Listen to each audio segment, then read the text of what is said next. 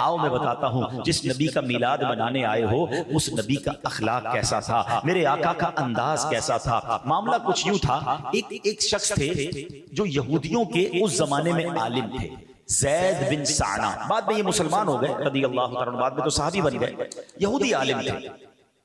ایک بار نبی پاک علیہ السلام سے کچھ کھجوریں انہوں نے خریدی، اور کھجوریں دینے کی مدت میں ابھی 2 یا 3 دن باقی تھے، بزنس ڈیل تھی اور ٹائم طے ہو گیا کہ اتنے دنوں بعد نبی پاک انہیں کھجوریں دے دیں گے، ابھی 2-3 دن باقی تھے کمٹمنٹ پورا ہونے میں۔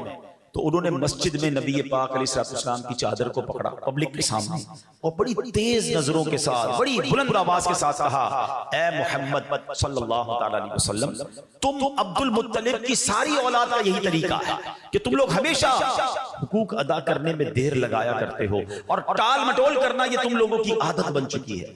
پیارے آقا سے اس طرح بات، صحابہ موجود ہیں، مسجد نبوی شریف کا ماحول ہے، اب حضرت امیر المومنین عمر فاروق اعظم رضی اللہ تعالیٰ عنہ، آپ کا جلال، آپ کی نبی پاک سے محبت، آپ تو کھڑے ہو گئے نا کہ نبی پاک سے یہ کون اس طرح بات کر رہا ہے۔ بڑی تیز نظروں سے آپ نے انہیں گھورا اور کہا، اے اللہ کے دشمن، اگر نبی پاک کا ادب نہ ہوتا ابھی تلوار سے تیرے سر کو قلم کر دیتا۔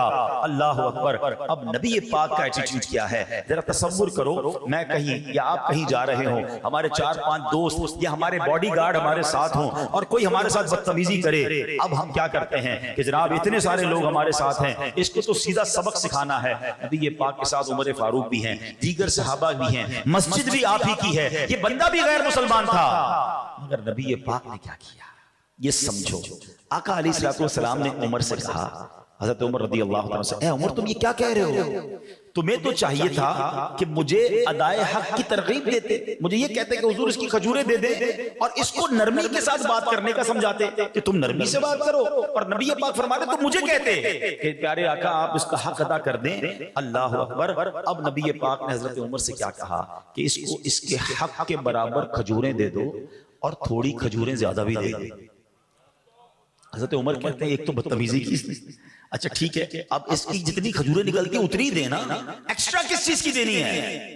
نبی پاک علیہ السلام نے فرمایا چونکہ تم نے ٹیڑھی، اچھا اب نبی پاک نے ان کی تربیت تو فرما دی کہ اس لیے دینی ہے کہ تم نے اس کو بڑی ٹیڑھی نظروں سے دیکھا تھا، غصے سے دیکھا تھا، اس کا دل ٹوٹ گیا ہوگا، تھوڑی کھجوریں زیادہ دے دو تاکہ اس کا دل جو ہے وہ تم سے بہل جائے، اس کا دل صاف ہو جائے۔ حضرت عمر اس کے پاس جا کر کھجوریں لے کر گئے۔ اچھا یہاں ایک بڑی باریک سی بات ہے، نبی پاک خود بھی کھجوریں دے سکتے تھے، کسی اور کے ذریعے بھی بھیجا سکتے تھے، مگر صحابہ کی تربیت کا انداز کیا ہے کہ جس صحابی کو زیادہ جلال آیا اسی صحابی کے ذریعے کھجوریں بھجوائیں اور کہا تھوڑی زیادہ بھی دو تاکہ تربیت ہو جائے۔ حضرت عمر جاتے ہیں، زید بن سعنہ سے کہتے ہیں تمہاری کھجوریں لے لو، اور یہ تمہارے لیے کچھ اور کھجوریں بھی نبی پاک نے بھجوائی ہیں۔ کہتے زیادہ کیوں بھجوائی ہیں؟ کہا میرے آقا نے فرمایا میں نے تم کو بڑے غصے سے دیکھا تھا، تمہارے سامنے میری آواز بلند ہو گئی تھی، تمہاری دل جوئی کے لیے کچھ کھجوریں زیادہ بھجوائی ہیں۔ اللہ اکبر۔ اب زید بن سعنہ نے کیا کہا، اے عمر تم مجھے پہچانتے ہو میں کون ہوں؟ کہ کون ہوں؟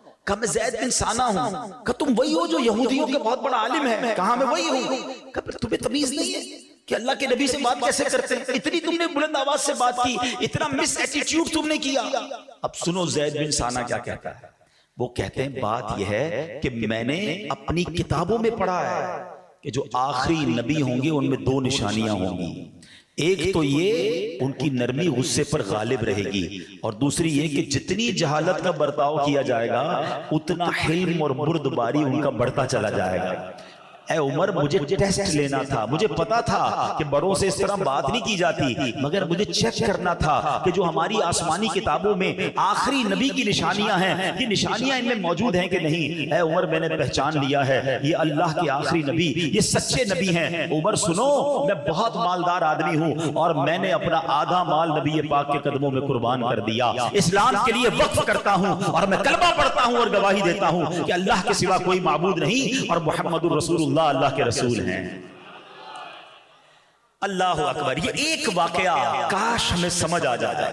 دیکھیں ٹٹ فار ٹٹ، جیسے کو تیسا، اینٹ کا جواب پتھر سے۔ ارے اس نے میرے سامنے بدتمیزی کی، اب میں اس کو بتاتا ہوں میں کون ہوں۔ اس نے ایک گالی دی میں اس کو 7 گالیاں دوں گا، اس نے بدتمیزی کی اب اس کی اوقات یاد دلاؤں گا۔